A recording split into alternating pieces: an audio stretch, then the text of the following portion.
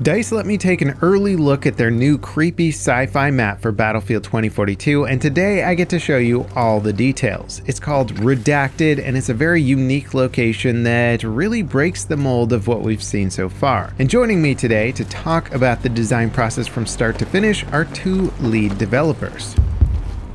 So this is the first map I'm noticing that has heavy narrative elements in it. We've got some red blood, some blue blood, some robot arms and body bags lying around. Do you want to give me a little bit of a hint at the backstory here?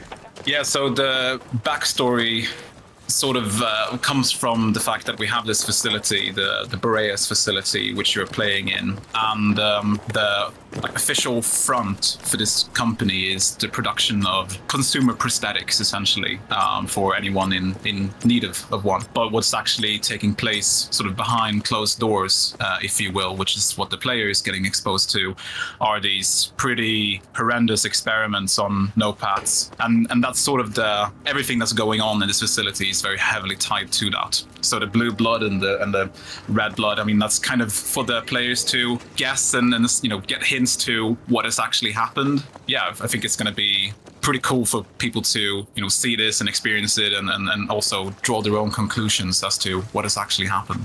I'm loving the heavy narrative stuff going on. It does wonders to flesh out the 2042 universe. Also, this map is, I'm not seeing any vehicles here. Is this the first fully infantry-only map in 2042? Yes, it is. It's purely infantry.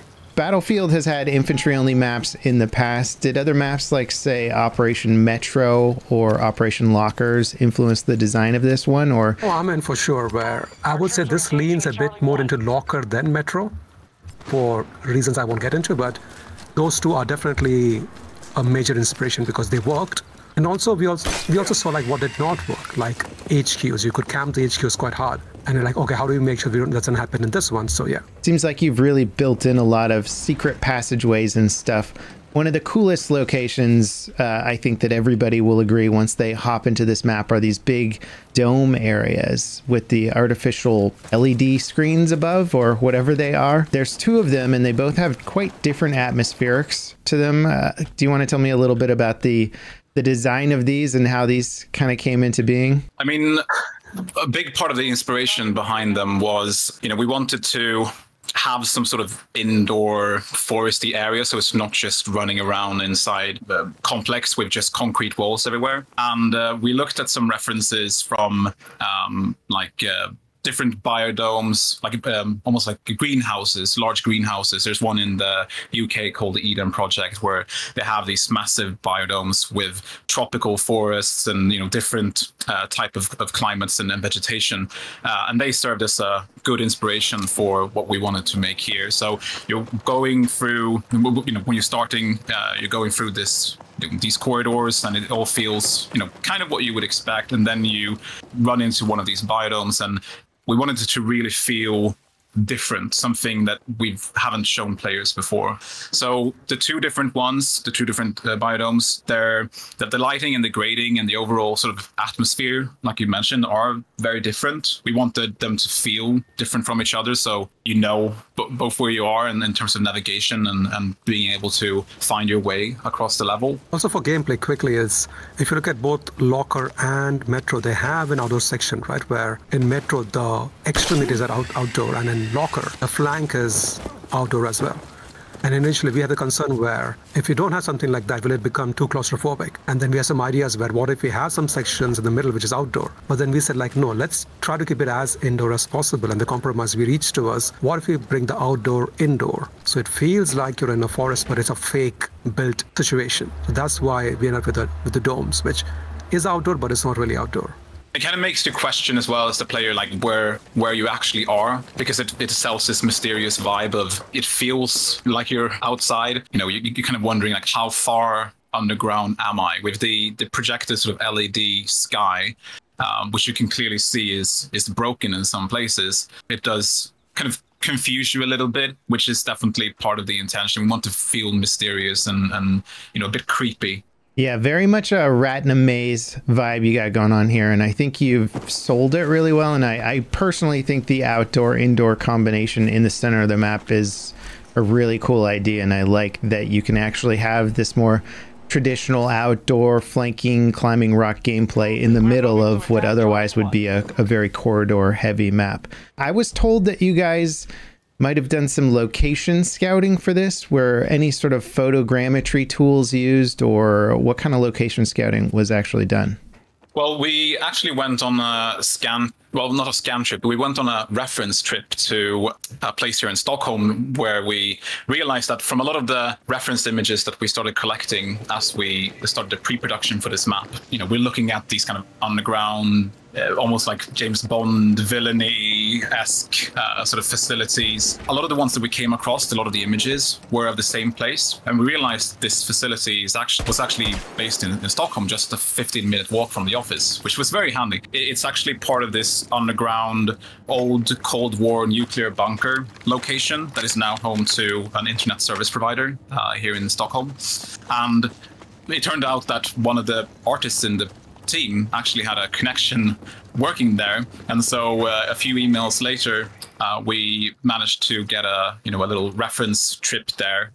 We went with the entire team, took some pictures, recorded some audio even, some of which you can actually hear some inspiration from in the level.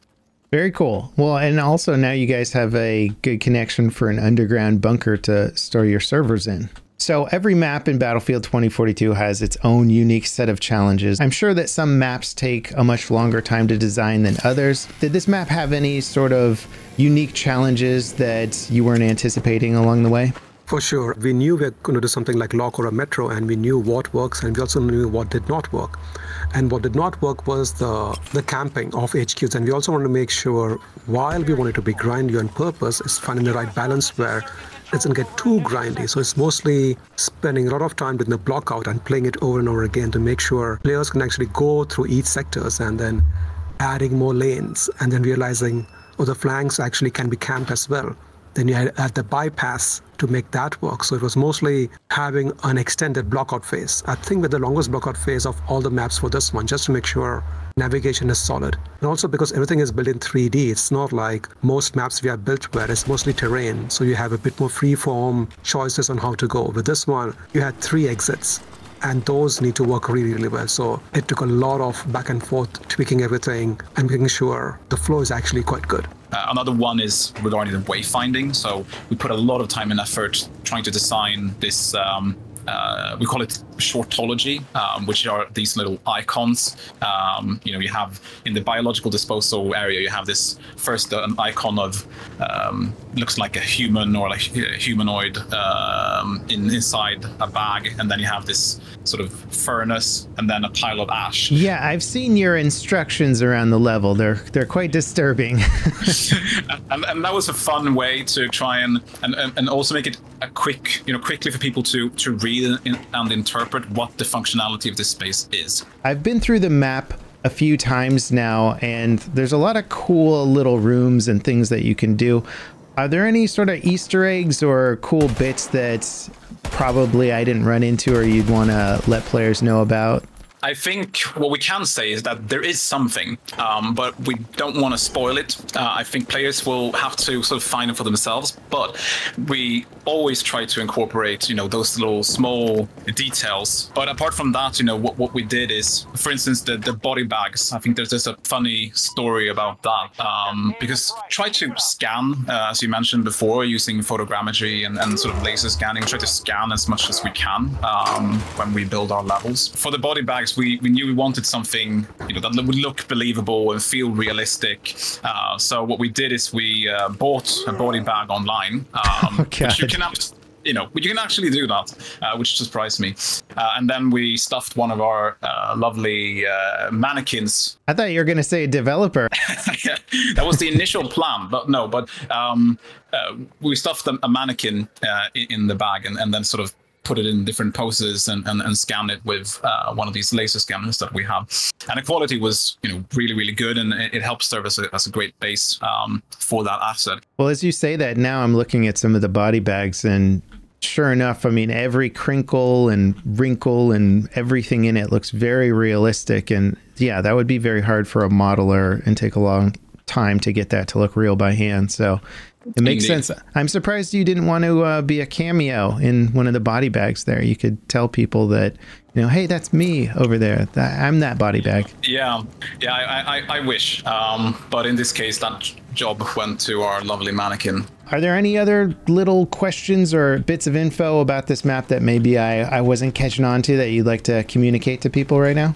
Getting a bit into the how we make maps, where I think people are always interested in how things are built from a developer perspective. Things we improve, things we change. So early on, when we built the level, it was quite complicated. The first feedback we got was it was too mazy. So when you go for one flag, you had like about 4 or 5 options. The feedback we got was it's too much, where we get it while you're doing it, so that is not enough. There's no, it's not too grindy. There's no way to camp it. But it's gone the complete opposite direction, where it's too open and there are too many options. And it didn't look like a real space anymore. It just looked a bit bizarre. Mm-hmm. And then we kept reducing the paths, where then we got to like, okay, 3 seems to be a good number. And then we also started reducing, like combining rooms into a bigger chunk, where we had too many small rooms. So then at some point we ended up with 4 flags, 3 lanes, everything was good. Did some more playtests with a full server. And it got, again, very campy. And that's when we added the bypass, that's what we call it. The red corridor with the zip lines. We knew we needed to have it.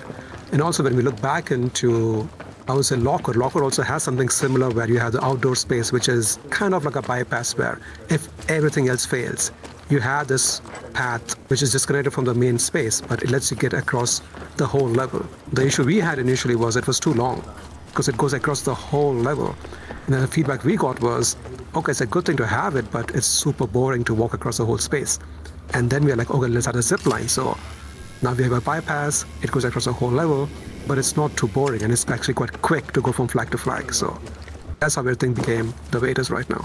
It's interesting to hear you talk about it, because this is one of the more, well, it's really kind of going back to a traditional map design for 2042, where all your other maps are these giant sprawling landscapes. And this kind of comes back to the old traditional, like, hey, 3-lane type design. And I think it goes to show, based on what you're saying, there's some sort of magic to the formula, almost a mathematical equation that makes things flow properly, where it's not too confusing, not too choke pointy.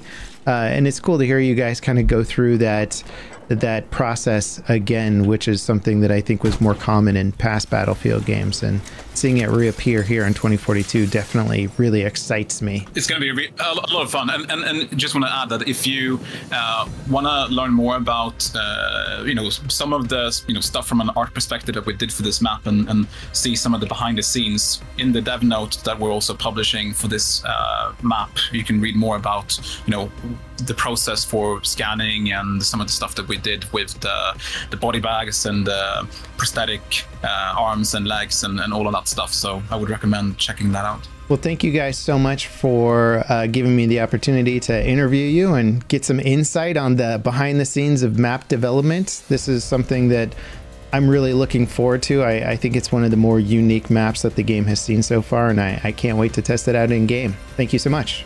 Thank you. No, thank you. I think this is going to be the best level we've done so far. So hopefully it is.